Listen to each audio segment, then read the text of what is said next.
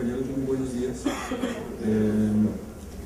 El día de hoy damos inicio al ciclo de conferencias que hacen parte de la Cátedra de Paz, un proyecto iniciado desde la Coordinación de Ciencias Sociales y el Grupo de Investigación en Filosofía.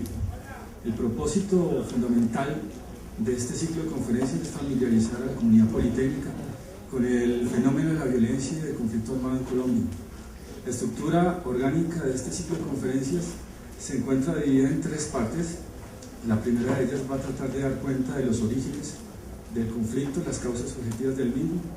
En el segundo momento vamos a intentar hacer como un recuento histórico de los procesos de negociación, exitosos y no exitosos. Y en la última conferencia vamos a tratar de examinar la naturaleza del proceso de negociación que actualmente se está desarrollando en La Habana. En esta ocasión vamos a contar con un conferencista invitado del gobierno departamental, coordinador del programa Preparémonos para la Paz, el ex candidato presidencial Iván Marulanda. Eso será en mayo 29. La segunda conferencia será en abril 24.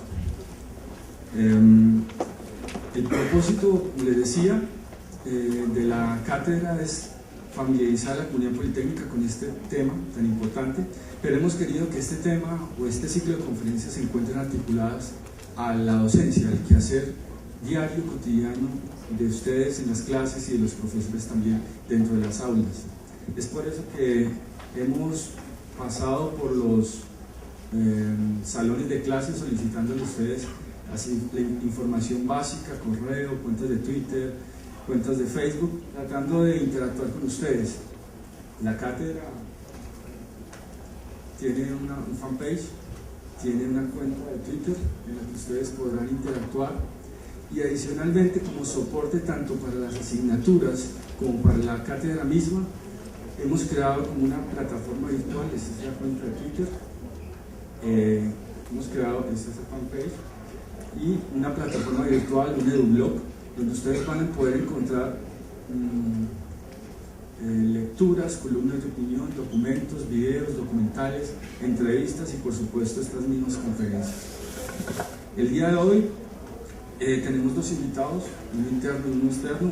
El externo es el profesor Julián Muñoz Tejada, él es abogado y magíster en Ciencias Políticas de la Universidad de Antioquia, y el profesor Juan Fernando Duarte, docente de tiempo completo de la Facultad de Comunicación Audiovisual, historiador y magíster en Historia de la Universidad Industrial de Santander. Antes de dar inicio a la conferencia, el coordinador de Ciencias Sociales se dirigirá a ustedes para darles como un saludo de bienvenida y de apertura a este evento. Las conferencias se tomarán 25 minutos cada uno y hacia el final abriremos la oportunidad, el espacio para una ronda de preguntas. Muchas gracias.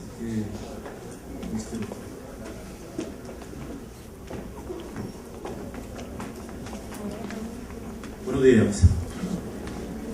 Bueno, doy la bienvenida a este primer ciclo de conferencias en el marco de la Cátedra de Paz. Este será un espacio de reflexión, de análisis crítico de la realidad del país.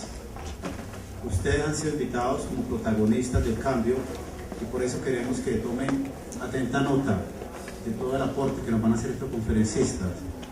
Muy probablemente muchos de ustedes no hayan nacido cuando se inicia la violencia en nuestro país, que se remonta por allá a los años 30 con la violencia partidista, y posteriormente se da la creación de los grupos armados, que con seguridad muchos de ustedes tampoco hayan nacido.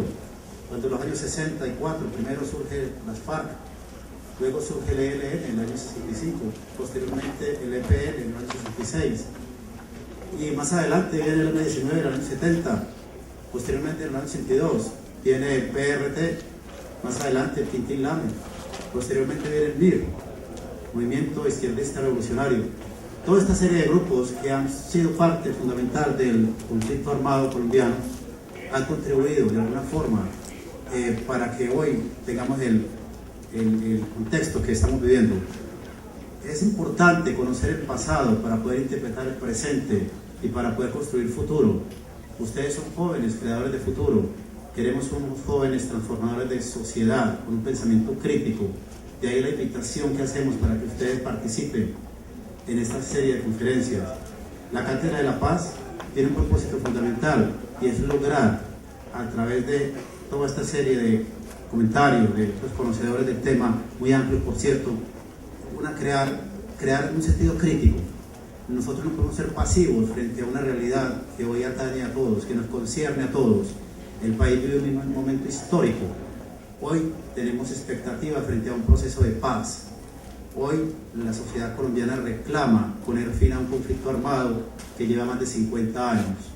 Nosotros no podemos ser ajenos a un conflicto que de alguna forma hemos vivido. Todos, desde que nacimos, no hemos escuchado sino hablar de guerra, de conflicto. No hemos vivido un momento de paz. De ahí la invitación tan importante para que ustedes tomen parte, para que participen con sus comentarios, con sus opiniones y para que entiendan a través de estas conferencias qué ha pasado en el país y qué va a pasar en adelante. Bienvenidos.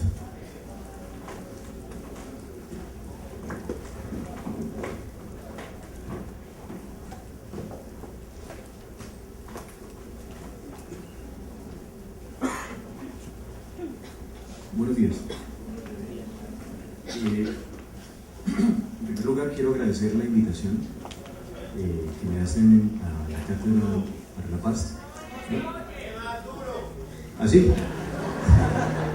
¿Me escuchan? ¿No?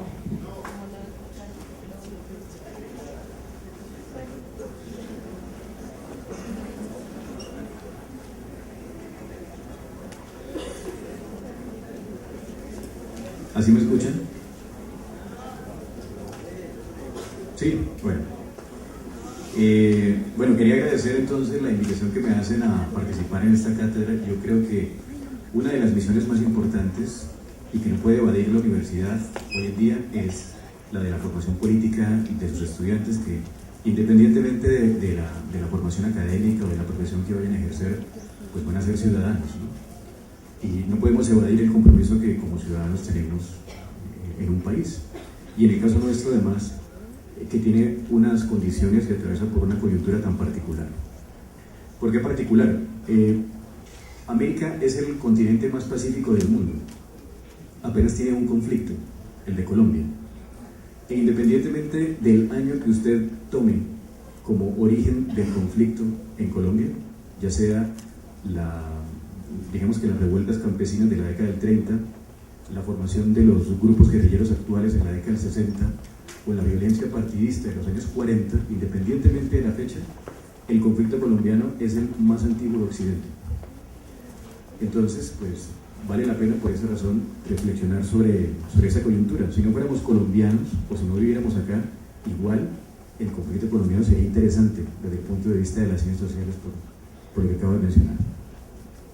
Lo que a mí me va a corresponder hacer es, digamos que ofrecer una especie de recuento histórico general acerca de algunos de los momentos más, en mi concepto, sobresalientes de los conflictos en Colombia, o del conflicto armado en Colombia. Entonces, como tengo poco tiempo y es un recuento, seguramente voy a pasar por encima de algunas cosas, y algunos de los que están en este auditorio van a extrañar que no mencione algunas, o que tal vez haga una referencia excesiva a otras cosas que, bueno, fue mi elección, de cierta manera. Bueno, el año pasado se publicó una novela que se llama El espantapájaros, de un escritor colombiano muy joven que se llama Ricardo Silva Romero, que algunos de ustedes seguramente lo han leído en la revista Semana haciendo comentarios sobre cine. Es un escritor muy joven que publicó una novela que tiene ese nombre, y hay una razón para ese nombre. Muchos de ustedes seguramente saben, por la formación que recibieron en la prehistoria de sus vidas en el colegio, que durante la década del 50 hubo, sobre todo en lo que conocemos hoy como el norte del Valle del Cauca, unas especies de sicarios especializados en asesinar a miembros del Partido Liberal. Estos sicarios conservadores tenían el nombre de pájaros, ¿no? Y uno de ellos, León María Lozano, fue conocido como el pájaro más importante de todos, le decían el cóndor, tanto que su vida mereció ser objeto de una novela muy famosa de Gustavo Álvarez Cartazal. Perdón, se llama Cóndores no entierran todos los días, que es muy famosa, ¿no? Incluso hay una adaptación cinematográfica y tal. Bueno, La novela consiste en que los pájaros se jubilan, así como cuando los sicarios se jubilan, y todos junticos se van a vivir a un pueblo que, atención, se llama Camposanto. Todos se van a vivir allá a Camposanto. Y llega, después del año 2000, pues en este siglo, llega un grupo paramilitar, y el que dirige el grupo paramilitar se hace llamar el espantapájaros, porque viene a matar a todos los pájaros de la década de los 50, haciendo una especie de justicia tardía de todas las desmanes que ellos habían cometido. Fin de la novela. Colombia está llena de novelas sobre la violencia, pero muy pocas novelas que hablan acerca de una masacre. Esta es una de las pocas ficciones narrativas en Colombia que hace referencia a una masacre. Pero lo interesante, y por eso lo cito en esta intervención mía, es que la novela tiene una tesis, según la cual el conflicto en Colombia, desde el año en que empecemos a contar hasta hoy, es básicamente el mismo. O sea, ha habido una sola guerra. Esa es una hipótesis, esa es la tesis que tiene el autor. Mi concepto es que no. O sea, a pesar de que hemos vivido en constante conflicto casi toda la historia reciente de este país, como lo señaló el profesor Elkin, realmente los conflictos en Colombia han cambiado su forma, han cambiado sus motivos, sus apariencias. Vayamos a un primer momento de la historia. El término Los años del olvido es el título de un libro muy famoso de Javier Guerrero Barón, un investigador adscrito a la Universidad Pedagógica y Tecnológica de Colombia en Tunja, quien investigó, digamos que la primera manifestación importante de violencia en el siglo XX, como fue la violencia de los años 30. El gran debate que él plantea allí es hasta qué punto la violencia de la década del 30 del siglo XX fue o la última guerra civil del siglo XIX o la primera del siglo XX. Tal parece que el conflicto que se desarrolla en Colombia durante los años 1930, finales de los 20 y principios de los 30 en el siglo XX, estuvo dado por un problema de tierra, estuvo dado por el conflicto básico que hemos conocido en muchos lugares de América Latina, por la exclusión de una porción muy importante del campesinado de la propiedad de la tierra. Lo interesante realmente es que el oriente del país, lo que conocemos hoy como Santander, Boyacá y buena parte de Cundinamarca, que fueron el epicentro de la mayor parte de las guerras civiles en el siglo XIX, fue el epicentro de la primera forma de violencia en el siglo XX, pero no volvió a ser protagonista. El eje del conflicto, a partir de la década del 40 en el siglo XX, cambia del oriente al occidente, y el centro y el occidente del país siguen siendo todavía hoy las regiones más violentas, exceptuando, claro, los llanos orientales, que es una historia aparte. Bien, durante la década del 20 ocurren algunos cambios importantes en la historia del país.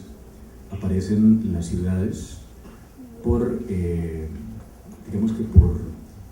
como producto de la industrialización del país que se lleva a cabo en esta época. Esto necesita un poquito de contexto. Hasta la guerra de los 1000 días, entre 1899 y 1902, la parte más rica del país era el oriente del país. ¿Por qué? Porque el eje de la riqueza en Colombia hasta ese momento era el comercio, y la mayor parte de las rutas comerciales pasaban por el oriente. Pero llega la guerra de los 1000 días, entre el 99 y el año 1902, que parte el siglo. Pues bien, el país queda completamente empobrecido. El gobierno tiene que emitir sin respaldo una gran cantidad de billetes que inundan la economía nacional y generan una inflación del 10.000%. Pensemos en que la inflación actual nuestra es más o menos del 4 punto algo por ciento, y muchos nos vemos alcanzados. Pensemos en una inflación del 10.000%. O sea, nuestra inflación fue la inflación más alta que ha habido. Se pauperizó tanto, se empobreció tanto el dinero, que el dinero tenía valor de acuerdo al peso, a la cantidad de billetes. Como alguna vez en la década del 50 en Bolivia, que la inflación llegó al 60.000%, y entonces la gente llevaba los paquetes de billete, los pesaba y por eso cambiaba cosas, ¿no? Una situación así no ha vivido Colombia, pero lo más cercano fue esto que comento en 1902. ¿Qué pasa? El occidente del país estuvo excluido de la guerra. Y hay una región del país en el occidente, que es Antioquia, que tiene, o fue, y es todavía, aunque en otra época más que hoy, muy rica en el único producto de la tierra que no se deprecia en el mercado mundial. Es más, su precio se mantiene artificialmente alto por su papel en el intercambio de las monedas, que es el oro. Por esa razón, hacia la década del 10 y del 20, el único lugar rico, que fue Antioquia, fue el que encabezó la reconversión industrial del país. Y a partir de ese momento, a partir de la década del 20, el eje de la riqueza del país cambia del oriente al occidente. Y eso es una cosa que hay que prestarle mucha atención y me parece que no se ha estudiado debidamente, salvo por los economistas. Buena parte de la gente que vivía muy bien en el oriente, que quedó empobrecida y sin trabajo, fue el caldo de cultivo para la primera forma de violencia organizada durante el siglo XX. Los años del olvido, que es esa pequeña guerra civil de la década del 30, es el producto de toda esta gente que quedó empobrecida y que no tenía ningún tipo de representación. Los liberales, que estaban muy representados allá, perdieron la guerra, se quedaron sin representación en el Congreso, se quedaron sin dinero y ellos fueron los que encabezaron el conflicto. Entonces, este primer capítulo de la historia de la violencia en Colombia está dado por eso, razones estrictamente económicas que están claramente determinadas con ese caso.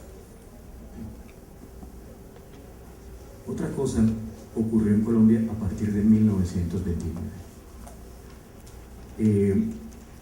Se genera en el mundo, y particularmente a partir de la crisis de la bolsa de Nueva York de ese año, un efecto dominó en el mundo, que es una de las más grandes crisis de la historia que todos conocemos. Es una crisis de subconsumo. Ha habido crisis más terribles que la del 29. O sea, no es que la del 29 haya sido la más terrible. Ha habido otras crisis muy duras, como la crisis de 1971, la de 1987. Lo que pasa es que hoy ya se sabe cómo enfrentarlas. Y una de las razones por las que la de 1929 fue tan dramática es porque en esa época todo el mundo le apostaba a un dogma. Era el dogma del patrón oro. El oro era el respaldo de la economía monetaria. Ustedes están muy chiquitos, pero seguramente les alcanzó a tocar billetes que decían 2.000 pesos oro.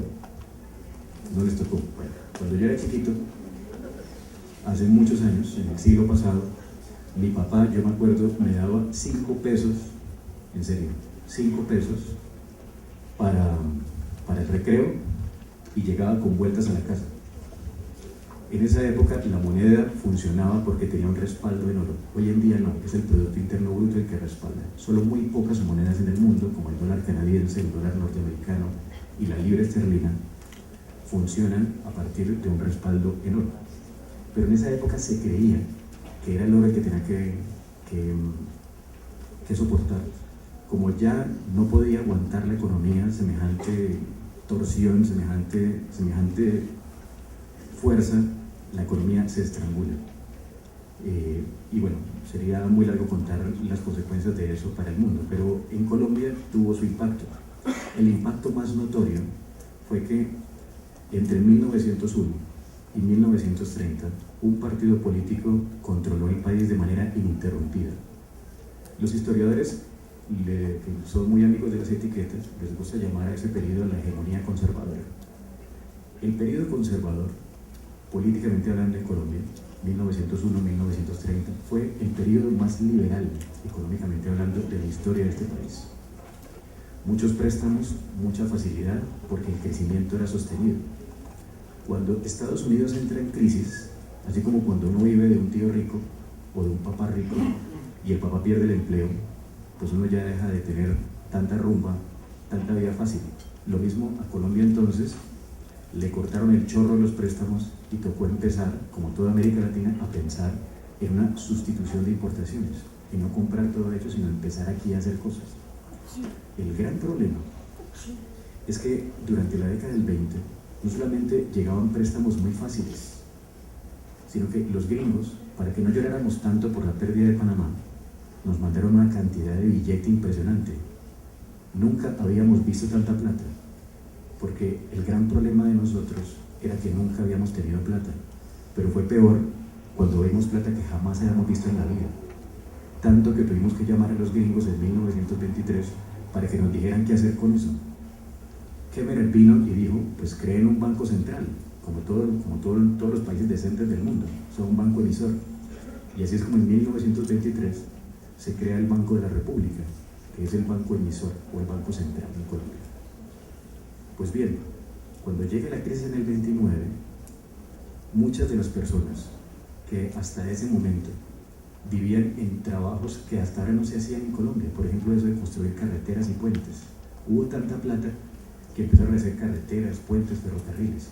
Cuando se acaba ese dinero, la gente se queda sin trabajo y obviamente se señala al responsable único del problema, que es el gobierno.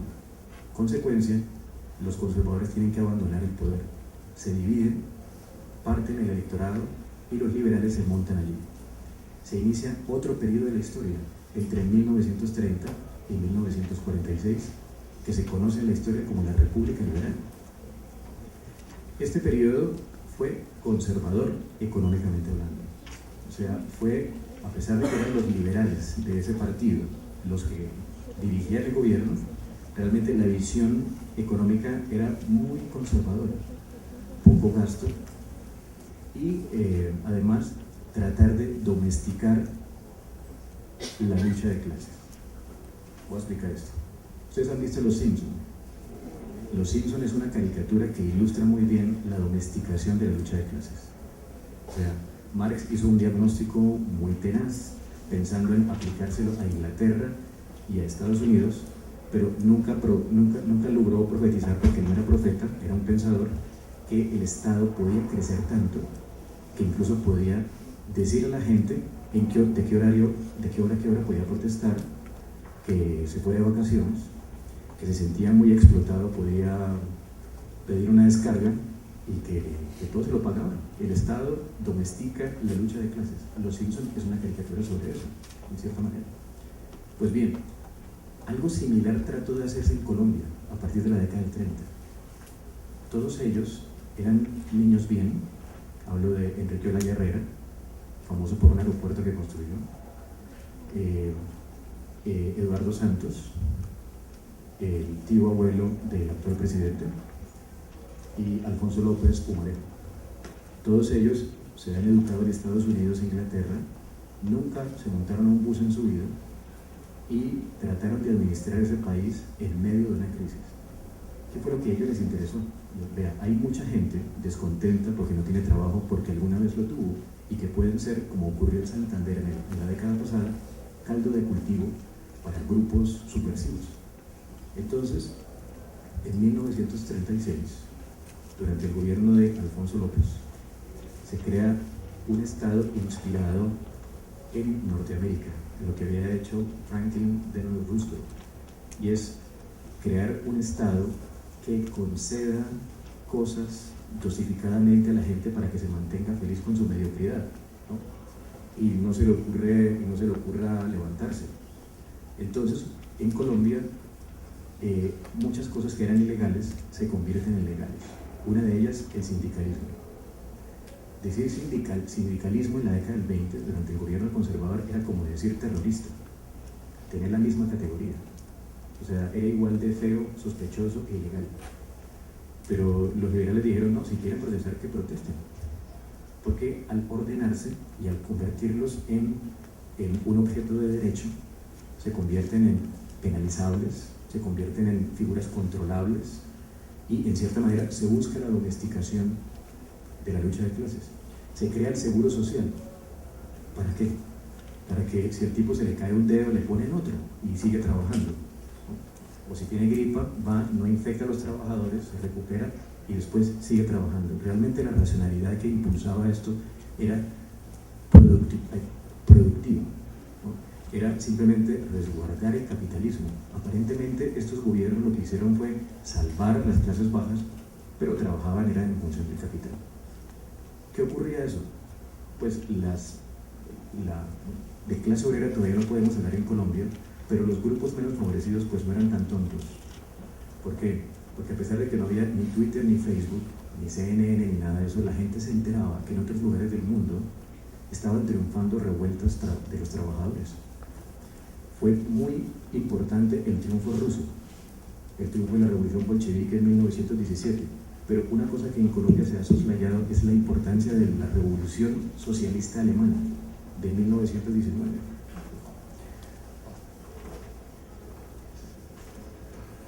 ¿Aló? Sí, mejor. Bueno, entonces, Alemania tuvo una revolución de carácter obrero en 1918 y 19, y eso inspiró mucho a los trabajadores acá. ¿Cuál es la importancia de la revolución alemana, a diferencia de la revolución bolchevique? Que la revolución alemana no desencadenó un estado, desencadenó un estado que hoy llamamos algo así como el Estado Social de Derecho, ¿sí? Un Estado que patrocina o que garantiza mejor derechos, no solamente derechos políticos, sino derechos culturales, el derecho a la recreación, ese tipo de cosas. Funcionó en Alemania y se llamó la República de Weimar entre 1919 hasta que llegó en 1932 un tipo tristemente célebre que se llamaba Hitler y acabó con eso en Alemania, pero Alemania fue muy importante. Entonces, el sindicalismo produce además otros partidos, unas terceras fuerzas surgen y aparece el Partido Comunista en 1930 que digamos que cobija gente que tenía visiones diferentes frente a los partidos tradicionales. Y resulta que en el norte del Tolima surge el primer grupo subversivo que no se siente incluido en las reformas liberales. Es un grupo de una tendencia ideológica bastante exótica para la época y se hace llamar los bolcheviques del Líbano. La mayor parte de la gente que conforma este grupo, que puede denominarse como el primer grupo subversivo armado de izquierda, son trabajadores de las haciendas. Las haciendas del norte de Tolima y del oeste de Cundinamarca estaban en manos casi todas de capital extranjero. Gente que vino al país a explotar la fruta, la United Fruit Company en el norte fue un emblema de eso, y también a explotar el tabaco, sobre todo en Ambalema y el norte de Tolima como le digo. Digamos que el primer grupo con esta tendencia y los trabajadores de esas haciendas son la primera, digamos que la primera fuente de recursos humanos que allí surge. Es interesante, Gonzalo Sánchez, que es de allá, uno especialista en la historia de la violencia, encontró unos catecismos. La mayor parte de la gente que militaba en esos grupos era analfabeta y la primera formación importante, espiritualmente hablando, que tenía la gente era la iglesia. Entonces el Partido Comunista, para poder mezclarse con ellos, usaba catecismos también, pero en vez de hablar de la palabra de Dios, hablaba de la palabra de Marx y de los comunistas y eso. Es una cosa muy interesante que, o sea, salvo Gonzalo Sánchez, no se ha explotado mucho. 5. Bien. Bueno, aparecen después las ligas campesinas, que son grupos que no son armados, pero que apoyan al Partido Comunista, y algunos grupos subversivos que empiezan a asolar Cundinamarca y el Tolima. Voy a pasar aquí rápidamente por una cosa que tal vez me interesa más. Durante la década del 40, ustedes saben que se llevó a cabo uno de los hitos más importantes de la historia de este país. Este país se puede explicar a partir de los asesinatos, ¿no? O sea, la historia de este país se parte en el asesinato de Rafael Uribe en el 14, después el asesinato de Gaitán en el 48, después el asesinato de Galán en el 89, etc. Tal vez sea una manera triste de vivir la historia, pero los historiadores han tenido éxito contándola de esa manera. Una de las cosas que más va a impulsar el desarrollo de lo que propiamente podemos conocer como un conflicto armado en Colombia es, sin duda, el Día del Odio, que yo señalaba ahí en una diapositiva anterior. Así como José María Osorio Lizarazo, un novelista de la época, el 9 de abril de 1948. Realmente un parteaguas entre lo que se llevaba a cabo en Colombia antes de esa época y lo que vendrá después. En realidad, el 9 de abril fue realmente un proceso para que muchos de los grupos que se encontraban excluidos de los privilegios de algunas otras clases lograran manifestarse y se manifestaran de manera violenta. En este caso, no fue solamente en Bogotá, sino que hubo asonadas muy fuertes en Ibagué y en Cali. Y produjo un tipo particular de subversión, que es algo así como el Robin Hood colombiano. Aparecieron figuras que se convirtieron en justicieros. Esos justicieros, conocidos como bandoleros, fueron el caldo de cultivo para la formación de los posteriores grupos guerrilleros. Los bandoleros, y por eso los guerrilleros originalmente, cuando aparecen en la década del 60, tuvieron tanto apoyo popular, una especie de héroes. En la década del 40 y el 50 aparecieron, y además tenían particular, tenían, como se decía en la época, una chapa. No todos muy afortunados, además es la meca de los apodos de ese tipo de subversivos. Y en la época, Sangre Negra, Desquite, Puñalada, Capitán Venganza, que no consistía solamente en matar a aquellos que habían ofendido, sino matar de manera particular. Hoy, por ejemplo, se ha hecho tristemente célebre el tema de las desapariciones. Consiste en matar a alguien y desaparecerlo. En esa época se trataba de matar y que se exhibiera el cadáver de una manera terrible y atroz para que otros escarmentaran. Pero la gente creía que eran sus justicieros. Todavía hoy, en el año 2014, Efraín González, el héroe bandolero de los 50 y 60, que vivió en el sur de Santander, todavía recibe flores y eso. Y hay gente que cree que son milagros. O sea, hay una cosa que no se ha estudiado mucho en el conflicto y que son motivos extrapolíticos, los motivos extraeconómicos que alimentan el conflicto. Por ejemplo, el afán de venganza y el resentimiento de que el otro tiene. No todo es un conflicto de tierras, no todo es un conflicto de... Sería mucho más fácil explicarlo y tal vez la solución estaría mucho más nosotros si fueran solamente elementos políticos y económicos. Yo creo que el bandolero es un elemento que es importante para entender lo que ocurrió. Y para finalizar entonces, ¿por qué finalicé? No, había otra cosa acá. Ah, no, sí. Acá. En la década del 60, el bandolerismo social, como ya lo mencioné, que eran los que mencioné, se convierten en bandolerismo político. En 1958, me perdonan que voy así muy rápido, se crea una especie de entendimiento entre los partidos para que ninguna fuerza diferente de los partidos se cuele en el poder. A eso se le ha llamado el Frente Nacional. Un nombre muy... una figura política realmente terrible. Los dos partidos tradicionales se alternan el poder y eso hace que las terceras fuerzas tengan que irse al monte a hacer otra cosa. Eso agudiza el conflicto. Si el bandolerismo social era una cosa casi simpática, era una cosa casi anecdótica y un problema enteramente real, realmente el Frente Nacional va a impulsar la formación de los grupos guerrilleros que el profesor Elkin mencionó con fechas y todo. Lo que aparecerá durante la década del 60 van a ser básicamente tres versiones. Uno es el modelo ruso, según el cual un ejército revolucionario se enfrenta al ejército regular. Y el primer exponente de eso son las guerrillas liberales, que después de su persecución por parte del ejército ascienden a Italia, se unen con los últimos restos de los bolcheviques del Líbano y forman las Fuerzas Armadas de Colombia, que a partir de un congreso que hacen en 1988 se llamarán FARC-EP, Ejército del Pueblo. Después le quitan ese apodo, pero llamarse Fuerzas Armadas ya implica confesar el modelo de lucha inspirado en Rusia, que era el Ejército Rojo. Muy diferente es el EPL. El EPL tiene el nombre del Ejército Revolucionario, Ejército Popular de Liberación.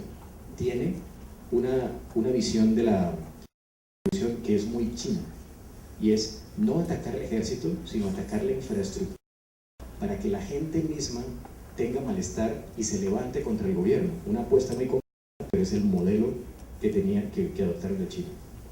El ELN, la Liberación Nacional, es el único grupo de inspiración pro-cubana que existió en Colombia. ¿Por qué? la Revolución Cubana que triunfó en el 59 fue un buen ejemplo para la izquierda en América Latina. Aparecieron muchísimos grupos. Estrella Roja en Venezuela, que lo tuvo, Alfaro Vive Carajo en Sendero Luminoso en Perú, el primer MIR, el de Chile, los Montoneros en Argentina, que fracasaron porque solamente se escondían en las casas, eran muy poquitos y eran un grupo enteramente urbano, muy parecido a la ETA, por ejemplo, y los Tupomaros, que no cantaban, los de Uruguay. El presidente actual de Uruguay, José Mujica, fue Tupamaro. Entonces, esos son como los tres modelos. El M19 surgirá con una visión totalmente diferente. El M19 es un grupo de inspiración nacionalista. La verdad es que Colombia, que es un país donde no existe tradición de izquierda, y decir izquierda aquí es decir subversión armada, los descendientes del M19 son considerados de izquierda, pero realmente son un grupo político que nació con una visión de la derecha, que es conservar los recursos nacionales. Un nacionalismo muy diferente a muchos otros grupos, y que tiene tal vez un único remanente en las guerrillas de Guatemala y de El Salvador, que eran guerrillas que surgieron originalmente con una visión nacionalista y no con la intención de hacer una revolución comunista. Entonces hasta ahí me resumen. Sí. Bueno, muchas gracias.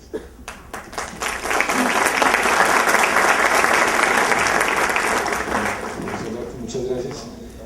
Como tenemos poco tiempo, les presento al próximo conferencista. Se trata del profesor Julián Muñoz Tejada. Él es abogado y magíster en Ciencias Políticas de la Universidad de Antioquia y adicionalmente es especialista en Derecho Penal de la Universidad EAFIT. Muy buenos días a todos y a todas. Yo agradezco sinceramente la invitación por parte del Politécnico Jaime Sasa Academy. Daré una lectura muy rápida a la conferencia, muy escrita, y creo que eso nos va a agilizar un poco y más bien después aprovechar el espacio para preguntas. Yo la he titulado Posibles retos para el posconflicto, a propósito de la guerra, las élites y la nación. El Estado y la nación suelen ser presentados como dos dimensiones interdependientes en las organizaciones políticas modernas, a las que se conoce como Estado-nación. Con la formación de los Estados-nación no solo se trató de instituir referentes de autoridad por la vía de la violencia, también se quiso asegurar la obediencia de una población por medio de instrumentos mucho más simbólicos. Es por ello que la nación, aquella comunidad imaginada a la que se refiere Anderson, supone que los individuos se reconozcan a sí mismos como pertenecientes a ella sobre la base de referentes identitarios mínimos en torno a cuestiones como mitos, historia, cultura, sistema económico, derechos y deberes comunes a todos los miembros de dicha comunidad. Sin embargo, en casos como el colombiano, la definición de esos mínimos identitarios aún evidencia algunas dificultades, y probablemente el contexto de guerra en el que estaba inserto el país desde hace varias décadas explique los motivos por los que hoy resulte tan difícil hablar de la nación colombiana. Ahora bien, como mostraré en esta presentación, el contexto de guerra no es el único que ha impedido la formación exitosa de nación en nuestro caso, pues como sugieren algunos autores, al parecer las élites políticas también han incidido en dicho bloqueo o veto a la nación, como lo llama uno de ellos. La presentación estará dividida en tres partes. En la primera se aludirá a la manera como las élites políticas han bloqueado o vetado a la nación a partir de lógicas pactistas. En la segunda se mostrará cómo tales arreglos entre élites definieron un sistema democrático restringido que al parecer posibilitó la oposición armada de algunos grupos que incluso hoy persisten en la confrontación. Y finalmente se presentarán a modo de conclusión algunos retos que deberían ser tenidos en cuenta en un eventual escenario de posconflicto. La primera parte.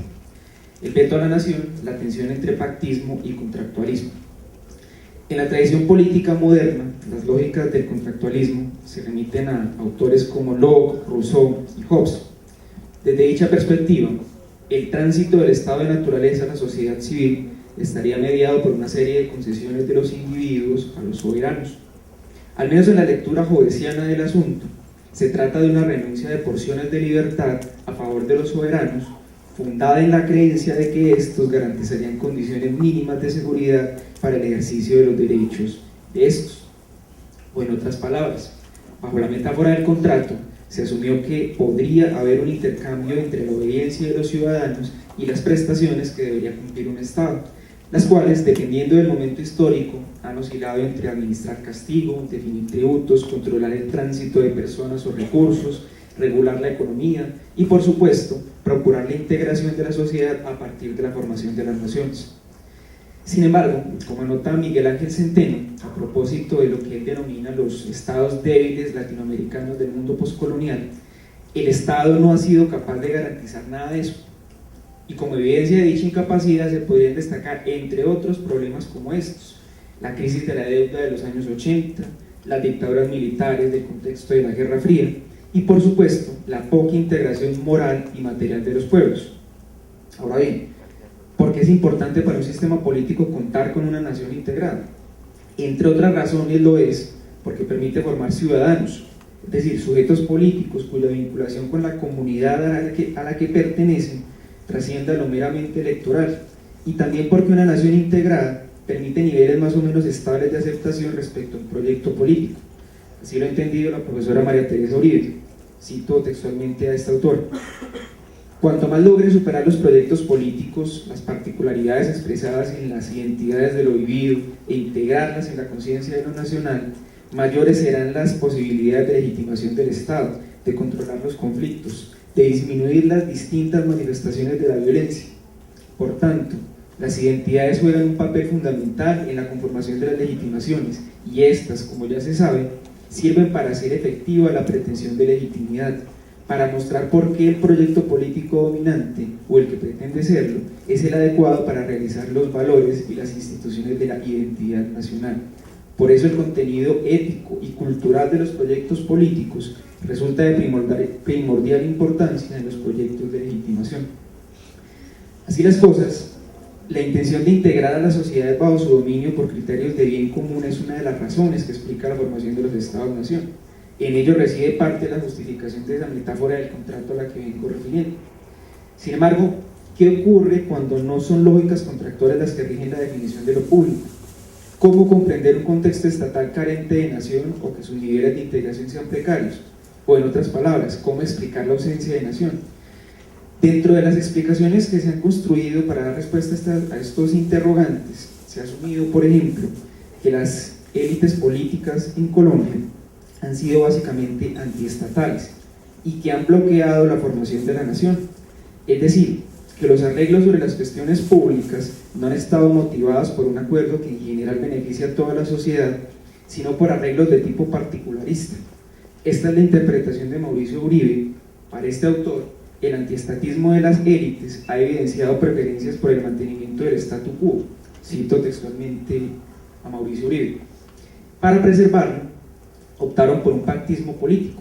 Así, en lugar de un contrato fiscal que condujera al fortalecimiento del Estado, sus incentivos los condujeron sin pensarlo a un pacto de reparto, consistente en entregar cada esfera de gestión, la política económica, la administración de justicia, la política social, las relaciones exteriores, etc., al sector interesado de la élite para que la administre en forma autónoma. Cierro las comillas. Pero esta situación de veto a la nación no solo ha incidido en materias como las que Mauricio Uribe señala, también ha impactado en la forma como se diseñan las instituciones democráticas. Como se recordará, uno de los arreglos a los que llegaron las élites políticas en Colombia fue el que se conoció como el Frente Nacional.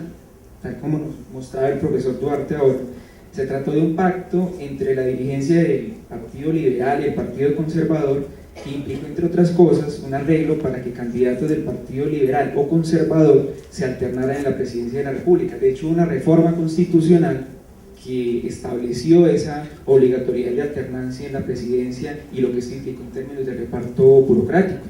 Me refiero al acto legislativo 01 de 1959. O sea, no estamos hablando únicamente de que las élites del Partido Liberal y Conservador dijeron, bueno, vamos a hacer una alianza y entonces primero va usted y luego voy yo. No, hubo una reforma constitucional. En el artículo primero de ese acto legislativo se dice lo siguiente: en los 3 primeros periodos constitucionales comprendidos entre el 7 de agosto de 1962 y el 7 de agosto de 1974, el cargo del presidente de la República será desempeñado alternativamente por ciudadanos que pertenezcan a los 2 partidos tradicionales, el conservador y el liberal. de tal manera que el presidente que se elija para uno cualquiera de dichos periodos pertenezca al partido distinto del de su inmediato antecesor. Por consiguiente, para iniciar la alternación a que se refiere este artículo, el cargo de presidente de la República en el periodo constitucional comprendido entre el 7 de agosto de 1962 y el 7 de agosto de 1966 será desempeñado por un ciudadano que pertenezca al Partido Conservador. Como le digo, es un acto legislativo que reforma la Constitución de 1886. Entonces, este arreglo entre élites dibujó los contornos de un sistema democrático restringido, en el cual quedó prácticamente anulada la posibilidad de que otros partidos distintos al liberal y al conservador participaran en la contienda electoral. Según indica un informe que fue famoso en los años 80, que se conoció como Violencia y Democracia, Colombia, Violencia y Democracia, a los autores de este informe se les conoció como los violentólogos. Este sistema de democracia restringido configuró parte de lo que ellos denominaron las causas objetivas de la violencia política en Colombia, o como diría Mauricio García, esa democracia de bajísima intensidad posibilitó la emergencia de una oposición armada frente a las limitaciones que el mismo sistema democrático definió. Vamos ahora a la segunda parte de la presentación, que llamo las lógicas de la guerra y su incidencia en la construcción de nación. Como vemos, el pactismo de las élites en nuestro país, y aquí pues hago un pequeño comentario, me referí aquí básicamente al pacto del Frente Nacional, pero por supuesto esa lógica pactista, digamos, ha atravesado la historia reciente y por supuesto los pactos a los que hemos asistido recientemente no son precisamente muy lícitos, que digamos. Habría que recordar, por ejemplo, el pacto de Ralito o el pacto de Chivolo, en los cuales lo que se trataba era de, como han escuchado ustedes en los medios de comunicación, de refundar la patria. Ya supondrán a qué me estoy refiriendo, y esos también son pactos. Ahora me estoy enfocando sobre todo en ese pacto frente nacionalista que se refería el profesor Duarte hace un momento. Ese pactismo de las élites en nuestro país ha sido uno de los factores que explica algunas de las dificultades para formar una nación colombiana, pero no es el único. Asimismo, la persistencia de un conflicto de larga duración en el cual constantemente se está definiendo y redefiniendo al enemigo hace que la sociedad colombiana se inserte en dinámicas en las que normalmente se construye la imagen del otro, no como adversario político, sino como enemigo al que se debe derrotar. Así, cuando el gran enemigo de la sociedad colombiana fue el comunismo o la subversión, cualquier manifestación de protesta o crítica fácilmente eran asumidas como prácticas que deberían ser reprimidas. Así lo ilustra la definición de subversión que tomo de un manual de formación militar de los años 80. ¿Qué se entendía por subversivo, por comunista de los 80? Les voy a leer esta definición y ustedes se van a hacer una idea. Abro comillas. La subversión no es necesariamente armada, ya que se manifiesta en forma de movilizaciones, huelgas, aplicación de ciencias sociales comprometidas, infiltración de escuelas y universidades. Todos estos mecanismos se tornan cada vez más sutiles y el peligro se cierne sobre todos nosotros y nuestros seres más queridos. Tenemos una grave responsabilidad sobre nuestros hombros, la de combatir contra un enemigo que no se puede reconocer ni saber cuándo dará su golpe. ¿Quiénes están diciendo esto? Están diciendo esto las personas encargadas de formar los militares, los oficiales y suboficiales en los años 80, en todo el contexto de lo que fue la Guerra Fría y toda esa estrategia de contención al comunismo que se desarrolló no solo en Colombia, sino en general en todo este continente americano.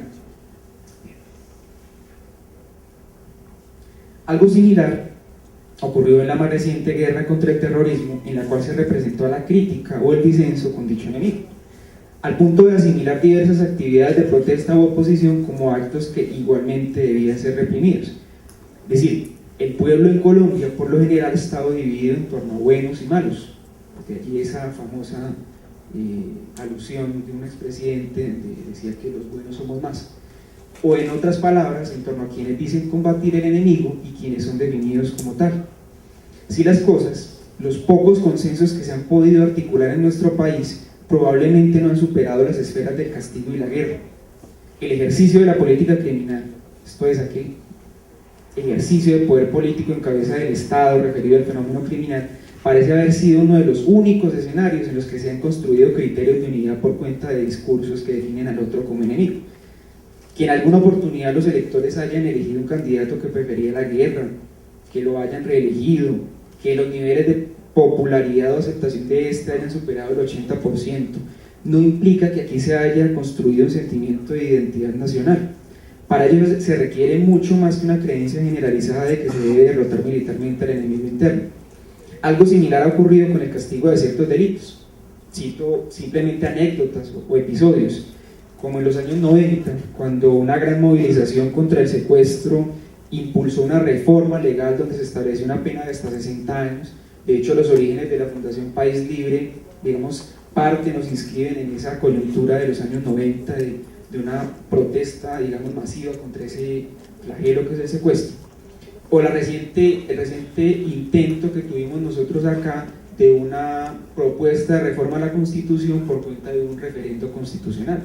Recordarán ustedes la idea de reformar la Constitución a partir de, o movido por la idea de que se debía castigar con prisión perpetua determinados delitos cuando las víctimas fueran menores de edad, ¿cierto? Esos parecen ser como los únicos puntos en los que se articulan consensos acá en Colombia: el castigo o la guerra.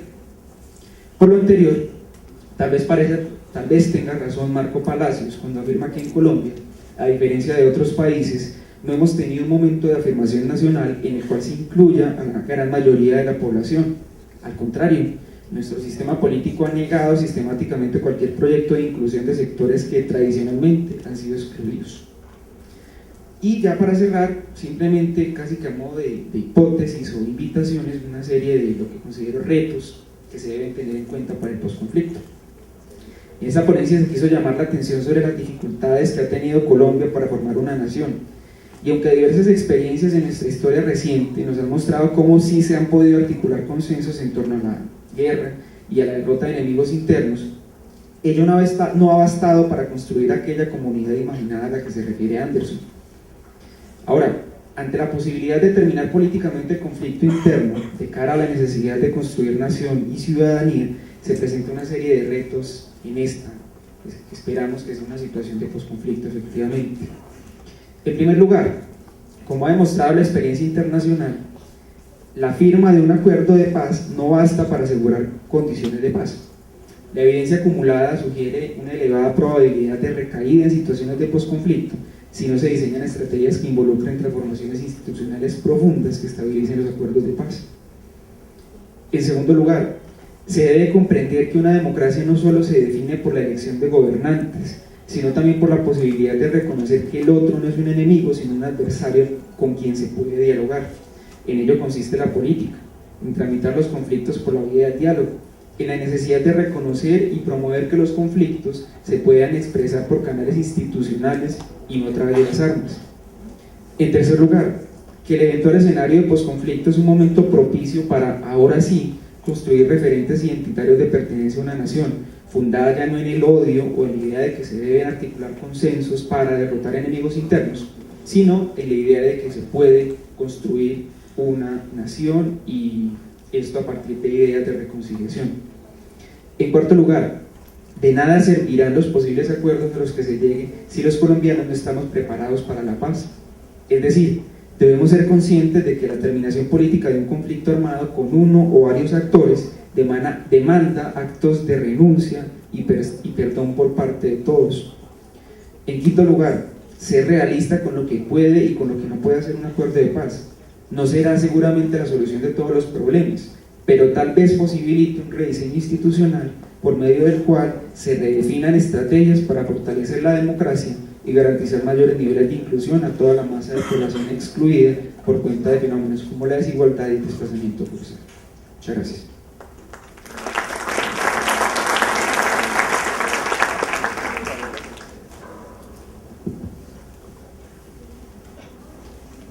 Muchas gracias, profesor Julián. Y damos apertura a una breve y cortísima ronda de preguntas.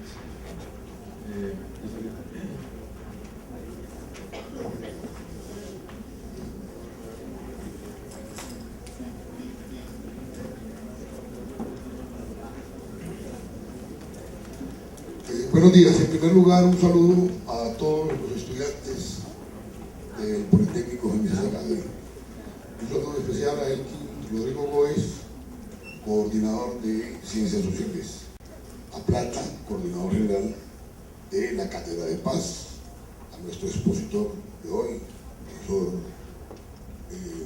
Juan Fernando. Y una pregunta concreta, a partir de la conferencia que escuché anoche de Guillermo León Valencia, donde señalaba los odios, ¿sí?, que hay que diluir para poder, pues, construir. Profesor, ¿considera usted necesario para el posconflicto, y esto en atención a los chicos que son la razón de ser de esta universidad, ciudadanos en permanente construcción, en evolución, en positivo, diluir, ¿sí?, el ego, reconstituyendo la estructura antrópica según la cual, ¿sí?, primero hay que ser para poder hacer y poder tener?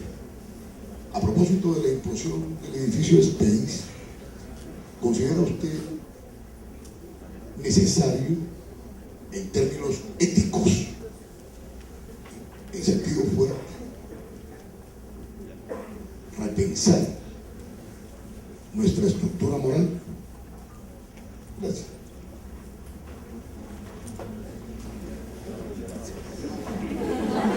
Está dirigida a cualquiera de los dos expositores. En primer lugar, gracias. Disculpe.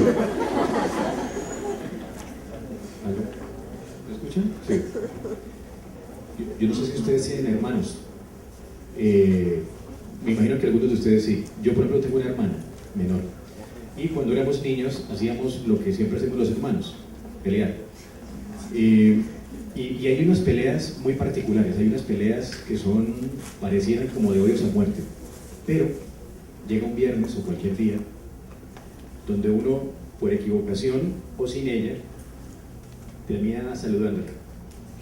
Nosotros teníamos unas peleas tenaces, nos quitábamos el saludo, pero llega un momento donde yo la saludo y de lo de la pelea no se habla. Yo creo que para cualquier proceso de paz, incluyendo ese privado y otros, se necesita, y muchos me caerán encima, creo que el profe no, que está muy cerca, se necesita cierta dosis de impunidad. O sea, debe haber un momento en donde uno dice: listo, dejemos eso ahí. No sé hasta qué punto se necesite una especie de reingeniería moral o volver a reconstruir internamente la estructura ética de las personas, pero yo sí creo que debe haber algún tipo de concesión. El momento en donde ya no discutamos o ya no venguemos eso, porque terminamos matándonos entre todos.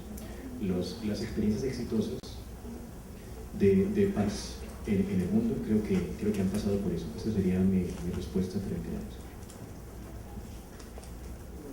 Pues yo coincido con el profesor Duarte, digamos, más que una reingeniería moral, que me parecería muy complicado, aunque entiendo que estos ejercicios de cátedras ciudadanas a lo que le apuestan precisamente a esa idea de que se debe formar políticamente a los ciudadanos para que tengan una lectura distinta de la política, de lo político, del conflicto.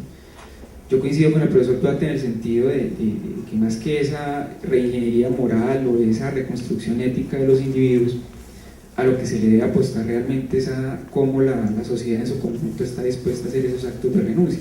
Y por eso, entre los retos con los que cierro la presentación está eso, ¿cierto? ¿Hasta dónde estamos dispuestos a ceder en Colombia? ¿Estamos conscientes o somos conscientes de lo que implica realmente una terminación política del conflicto? Allí, como lo anoto también y como lo apunta el profesor Duarte, la experiencia internacional lo que sugiere es que ha habido actos de concesión por parte de los estados, por parte de la gente, para asumir que a esos guerreros que se sientan a negociar con el Estado se les debe dar un tratamiento punitivo distinto al que se le da, por ejemplo, a un delincuente común. Entonces, yo sí creo que debe haber realmente un acto de concesión más que un acto de transformación, que me parecería muy complicado, ¿sí?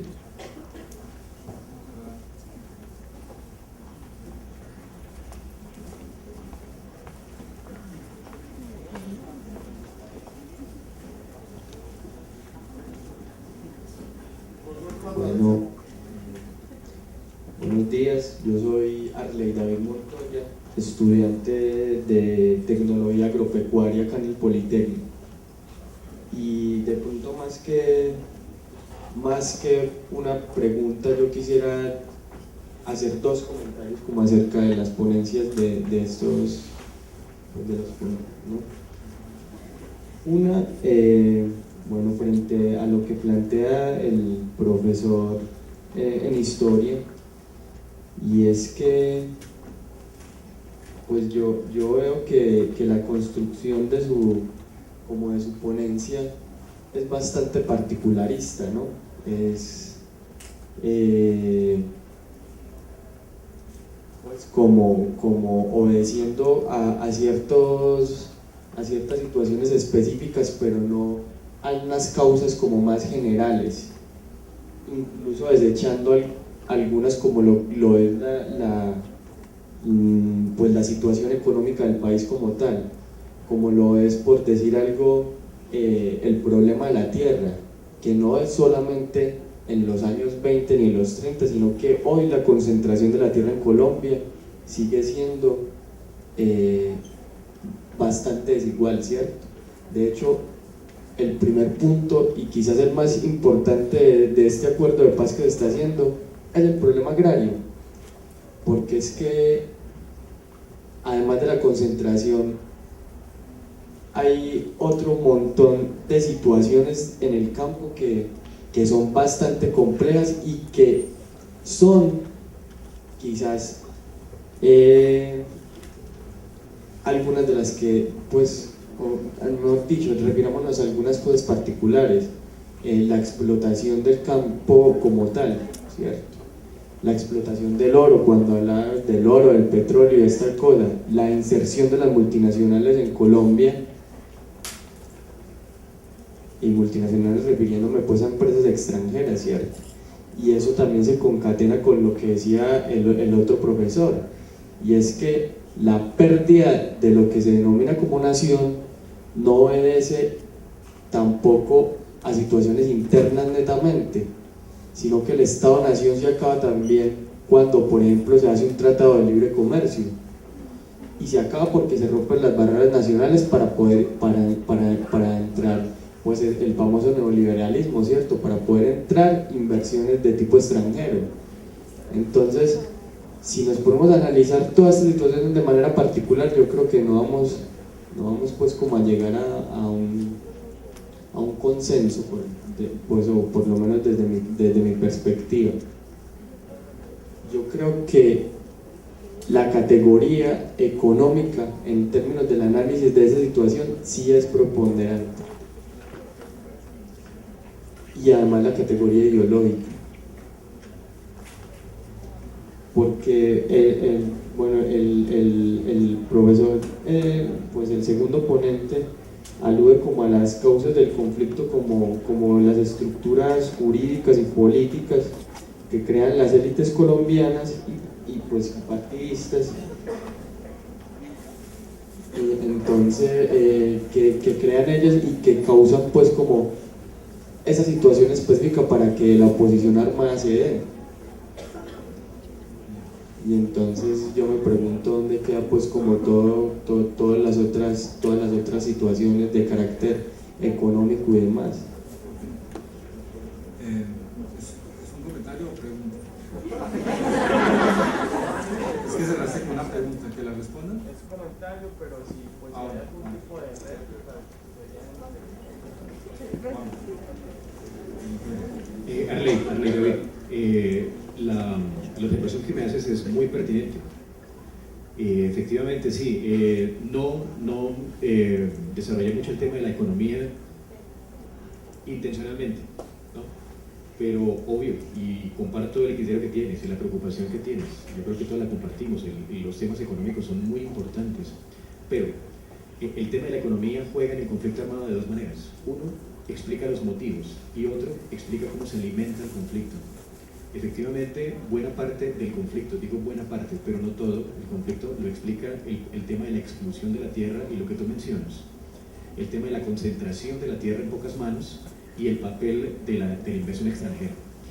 Eso cambia de forma. Hablar de eso sería muy largo, pero digamos que el papel del capital extranjero y su incidencia en la apropiación de recursos naturales tiene una historia muy variada. Una cosa es antes de la década del 70 y otra cosa es después.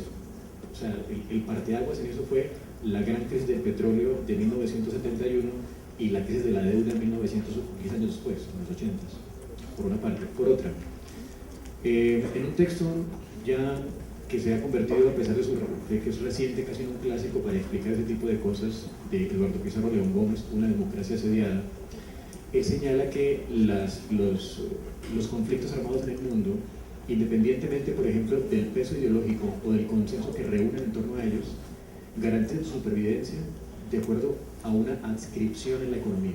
O sea, Nigeria, las guerrillas Huk, por ejemplo, en Filipinas, las guerrillas colombianas, las guerrillas Pashtun, que en Afganistán las conocimos con el nombre de los talibán.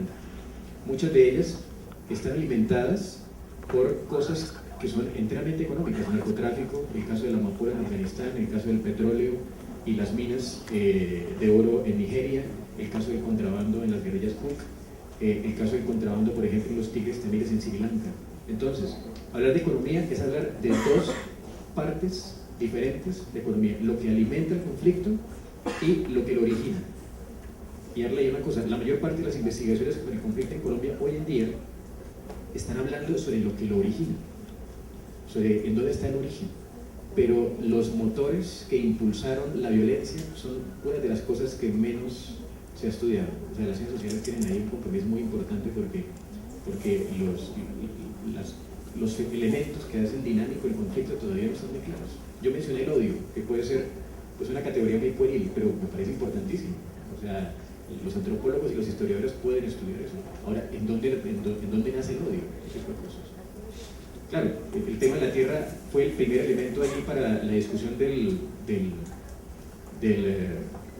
actual proceso de paz, porque se considera que una democracia es funcional, en el sentido clásico, si opera en un país de propietarios. Por eso lo que quiero decir es, tu observación es pertinente, pero el tema es larguísimo y tiene muchas maneras de observarse.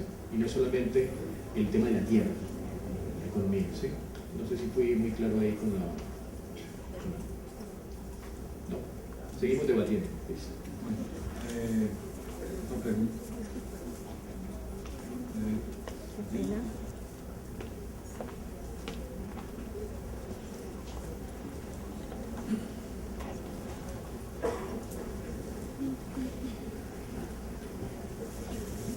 Buenos días. Partiendo del supuesto que se firme un acuerdo de paz, existe un mecanismo de participación ciudadana, digámoslo entre comillas, que sería la nación el que refrendaría ese acuerdo. Hay unos mecanismos de participación ciudadana como es referendo, asamblea constituyente, consulta popular. Para los profesores, a ver, ¿hasta qué grado hay pesimismo o hay optimismo con respecto a que, metiéndole entre comillas vulgarmente, pueblo, sea exitoso esa consulta, digámoslo así? ¿Cuál es la posición de ustedes en ese sentido? Porque se está hablando mire que está hablando de un conflicto que dijo el profe allá de hace 60 años y ahora se habló del odio. Entonces a veces queda un interrogante hasta qué punto hoy en día todavía no hay actitudes de reconciliación. También el profe habló de impunidad. Hay un punto en esa mesa de conversaciones que los abogados pues, que me acompañan acá lo entienden, pero les explico, es en el punto de la justicia transicional. En ese tema de la justicia transicional existe lo que se llaman, lo han tipificado, los legisladores han tipificado lo que llaman conductas de lesa humanidad, o delitos de lesa humanidad o crímenes de guerra. En ese tema es donde va a estar el mojón, va a estar ahí el obstáculo, digámoslo así. Entonces, partiendo del supuesto de que no haya prisión para esos crímenes de lesa humanidad, vuelvo y pregunto, ¿hay optimismo o pesimismo para ustedes de que a través de un referéndum, a través de una consulta, se le dé vía libre a ese proceso de paz?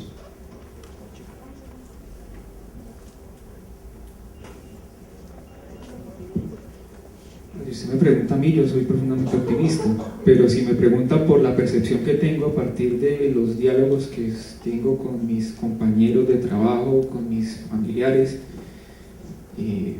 creo que ese optimismo empieza a flaquear, ¿cierto? Yo hablo con incluso mis familiares más cercanos y la forma como ellos perciben la terminación política del conflicto, yo veo que no hay claridad sobre las concesiones que, como decía hace un momento, estamos dispuestos a hacer. Aún ese fantasma, es que yo creo que ahorita tenemos dos fantasmas muy complicados. El primero es el de las negociaciones del Caguán. Yo creo que ese efecto Caguán todavía en mucha gente ejerce un efecto grandísimo y le muestra con muchísima desconfianza los diálogos que se están adelantando en este momento. Y por otra parte, lo que ocurrió con la negociación de lo que se conoció como las Autodefensas Unidas de Colombia. Yo creo que esos dos antecedentes inmediatos a muchísima gente todavía le resulta, con base en ellos, muy problemático aceptar con optimismo la manera como se están adelantando los diálogos con la insurgencia en La Habana. Ahora yo, como le digo, casi que en un acto de fe, o casi que con un compromiso ético como ciudadano, yo prefiero apostarle a que se puede y se debe terminar políticamente el conflicto. Ya incluso algunos miembros de las fuerzas militares han manifestado que realmente es muy difícil hablar de una derrota militar de estos grupos.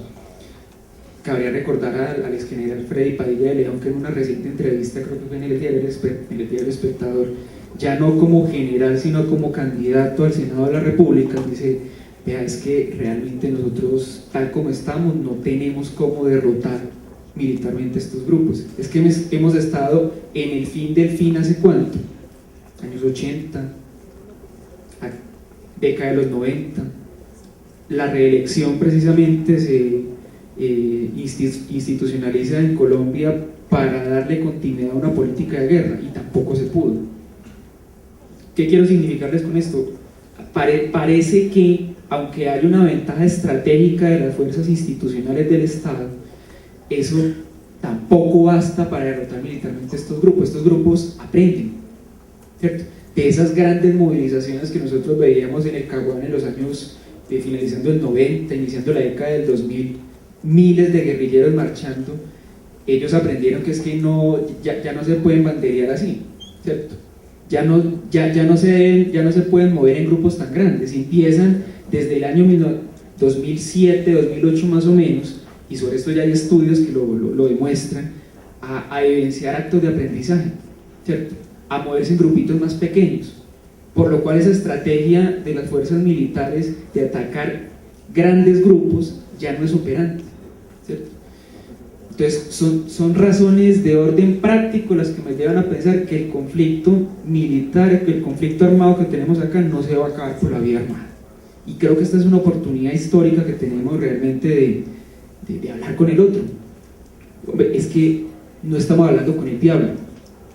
Esa gente tiene cosas que decir. Hombre, que a veces son cosas que a uno le pueden parecer muy descabelladas, que uno cree que esa gente todavía está como en los años 60, los años 70. Hombre, pero se puede hablar con ellos. Entonces yo sí prefiero pensar que es por la vía política que se puede terminar este conflicto y no en ese desgaste constante de lo que implica la guerra.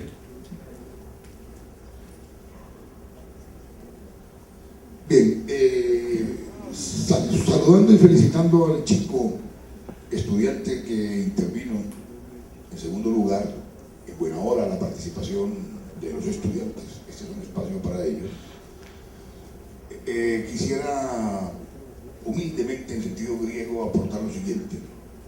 Cuando el profesor Fernando dice que todavía falta investigación para el origen del conflicto, y en una suerte, diría yo, de eclecticismo responsable o de pensamiento complejo en términos de Edgar Morin.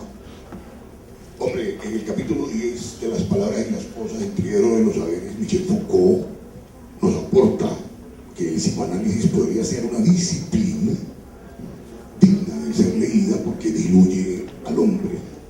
Y el psicoanálisis, que es la psicología profunda, con sus actuales representantes, pues Miller y Soler, y recordando que Jacques Lacan en Venezuela en su seminario dijo que había que regresar a Freud.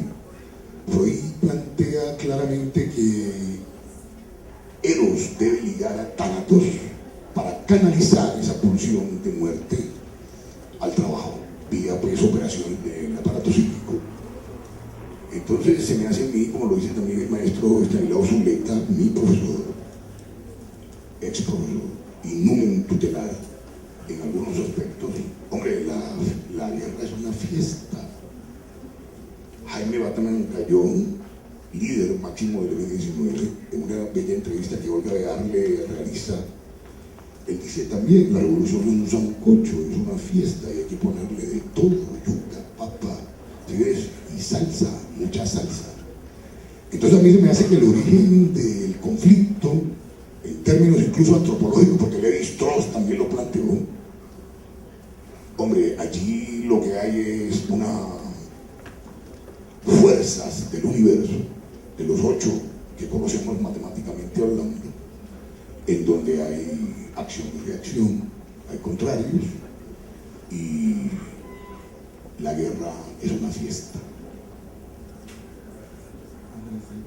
Una última pregunta, Jennifer, compañera.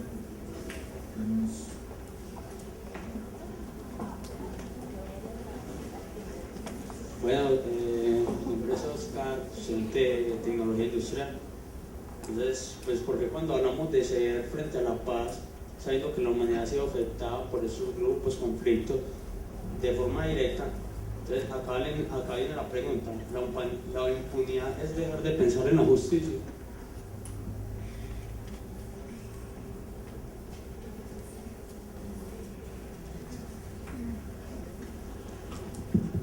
Es que depende de usted que entienda por justicia. Por ejemplo, la experiencia del contexto sudafricano nos muestra una idea de justicia de tipo reconstitutivo.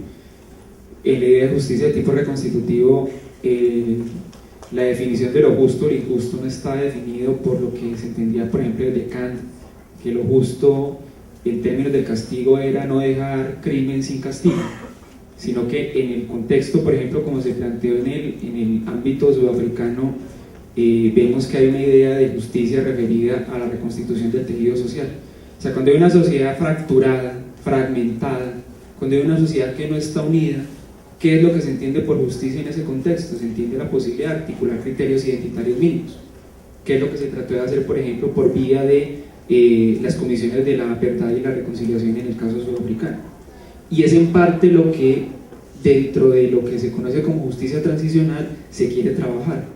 Tratar de apostarle a que esa idea de justicia, de corte punitivo, de corte retributivo, es una idea de justicia, pero es una solamente.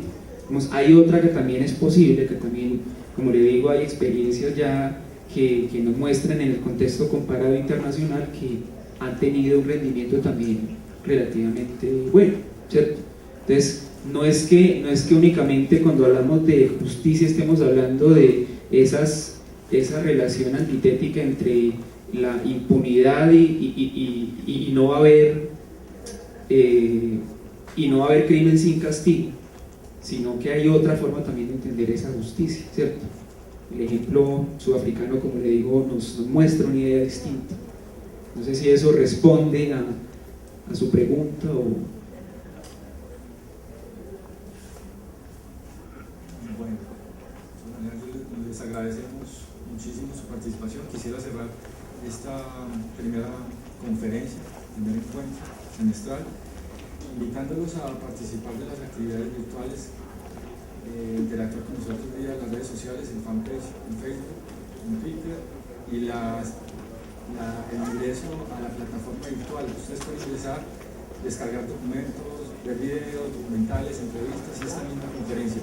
Y también quisiera agradecer a la Vicerrectoría de Docencia e Investigación, a Guillermo Zapata en su momento, a Oscar Velázquez, al decano José Javier Rodríguez, a Elkin, a los muchachos de Museo Visible, la Corporación Libertad y Democracia, la Fundación Gobierno Abierto de Colombia, en fin, a todos ustedes y a los conferencistas por haber hecho posible este primer encuentro. Los esperamos el próximo 24 de abril, donde nos encontraremos nuevamente para tocar este importante tema. Feliz día. ¿Consideras importante que la institución propicie este tipo de espacios? Sí, me parece muy importante porque no solo se trata pues de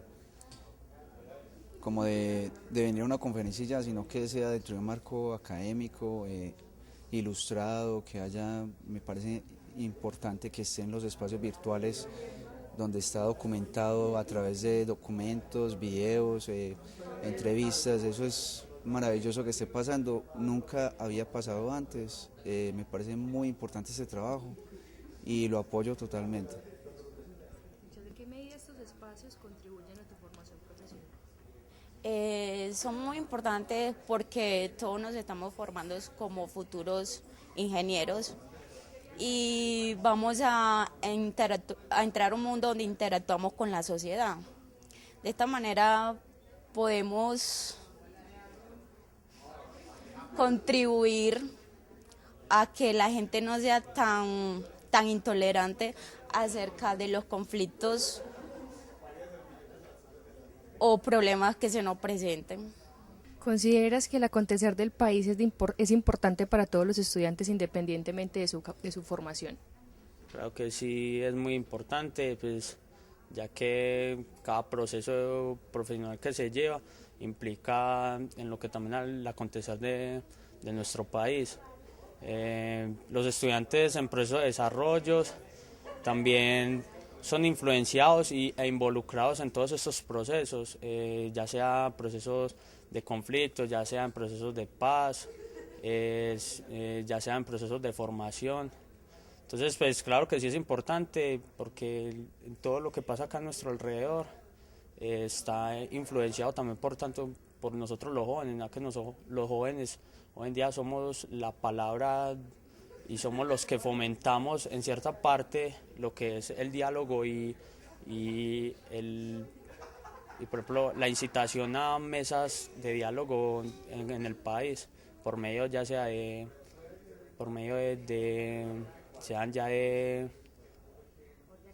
organizaciones estudiantiles, por medio de políticas o por medio de marchas. Profesor, ¿cuál consideras que es el papel de las universidades en la construcción de la paz? ¿Me regalas tu nombre, hija?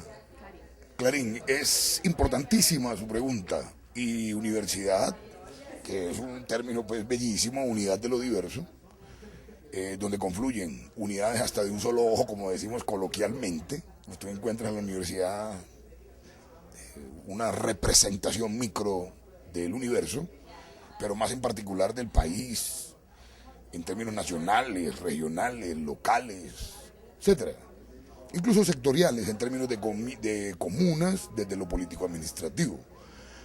Hombre, si la universidad en realidad fuera el sueño que algunos tuvieron, yo diría que ahí habría posibilidades, pero mucho me temo que es que el ejercicio pleno de la democracia está más allá de la universidad. Si usted, por ejemplo, hace una lectura o una relectura de quienes en la historia de la humanidad infringieron heridas narcisistas, ¿sí? A este proceso, empezando incluso desde bien la antigüedad, ¿cierto? Quienes hablaron sánscrito y arameo, para hablar pues de una orientación de orden religiosa, si se quiere, pero también desde la filosofía con los presocráticos, Sócrates, Platón, Aristóteles y todo su aporte pues en términos de política, que es lo que nos compete acá. Hombre, a lo largo de toda la historia uno ve que en realidad el aporte se hace por fuera de los muros de la universidad. Tú bien sabes que a nivel de posgrado hay unos postdoctorados, ¿cierto? Perdón, después del doctorado hay unos postdoctorados, y entonces tú tienes pregrado, posgrado, que es especialización de un año, año y medio, maestría, ¿sí? MBA. Obviamente pues hay allí unos diplomados y unos asuntos que se inventaron que me parece que son en algunas veces perversos. Y luego los doctorados, los postdoctorados, pero luego hay unos grupos muy importantes que la más de las veces se denominan con las letras del alfabeto griego, donde hay unos voladores, unas personas que al decir de Nietzsche pues están por encima del bien y del mal, que en esa parábola del león, camello, león, niño, ¿sí? Permanentemente el eterno retorno. Hombre, son humildad en sentido griego, y ahí fluye, es el conocimiento con total generosidad, y se me hace que la universidad, y particularmente en Colombia, tiene muchísimas fisuras, y muchas veces, como te decía ahora, al ser una representación del país, pues si en nuestro país es un Macondo, citando pues a García Márquez en su obra genial, Cien años de soledad, la universidad a veces, más que formar, deforma. Pues hay algún expresidente que dijo que este país lo que necesita son técnicos y tecnólogos, trabajar, trabajar y trabajar. Y uno mira, por ejemplo, cómo la China tiene a sus mejores doctores estudiando postdoctorados en las mejores universidades del mundo. Pero no para quedarse ahí en la universidad, es para crear, como te digo, grupos transdisciplinarios de alto rendimiento y desempeño, equipos de trabajo en términos de equipo de águilas. Esto es, como te decía ahora, humildad pura, ¿sí? Generosidad en términos espirituales en sentido fuerte.